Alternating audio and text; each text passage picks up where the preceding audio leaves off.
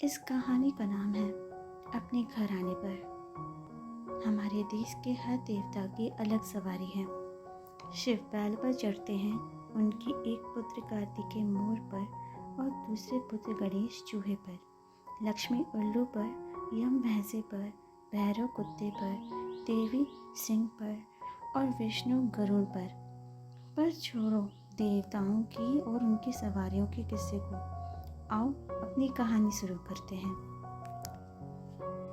एक बार विष्णु भगवान को किसी मामले में सलाह की जरूरत पड़ी, तो वे गरुड़ पर चढ़कर शिव के कैलाश जा पहुंचे।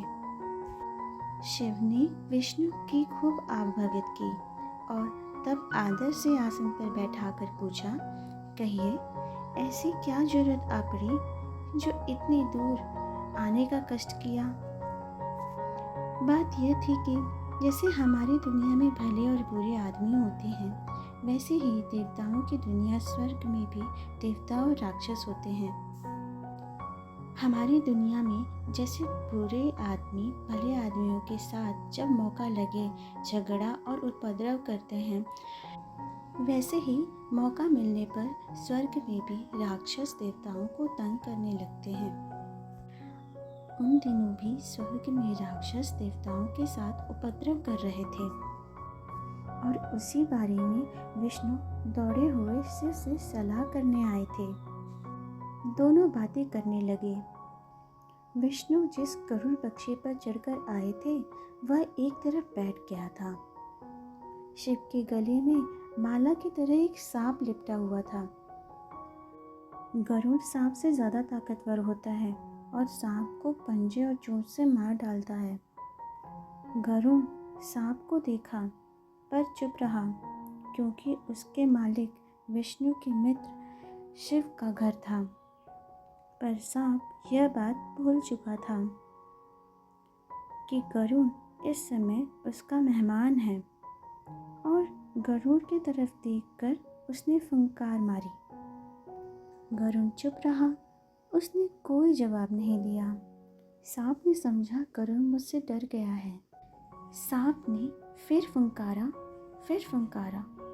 और बार बार फुंकारता ही रहा। जब सांप नहीं माना तो गरुड़ ने धीरे से कहा, हे सांप महाराज, बस रहने भी दो अपने इस फूफू को। जहाँ तक तुम्हारी शक्ति का सवाल है, मैं जानता हूँ कि तुम कितने ताकतवर हो, पर यहाँ ताकत का नहीं, स्थान का प्रश्न है। तुम मेरे स्वामी विष्णु के मित्र शिव के गले में लिपटे हो। मैं धरती की तरह वहाँ आकर भी तुम्हें तोड़ मरोड़ सकता हूँ, पर यह भले आदमियों की बात नहीं होगी कि मैं शिव के गले तक पहुँचूँ। गरुड़ ताकतवर था और सांप कमजोर। गरुड़ की बात सुनकर वह घबरा गया और फुंकारना बंद कर चुपचाप एक तरफ बैठ गया। गरुड़ और सांप की इस कहानी का पाठ यही है कि हमें क्या करना चाहिए और क्या नहीं करना चाहिए, इसका ध्यान तो सबके लिए आवश्यक ही है।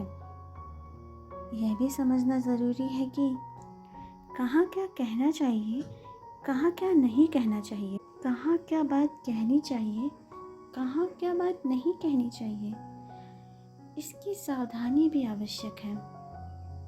कुछ भी कहने या करने से पहले हमें सोच लेना चाहिए कि यहाँ यह कहना या करना ठीक है या नहीं।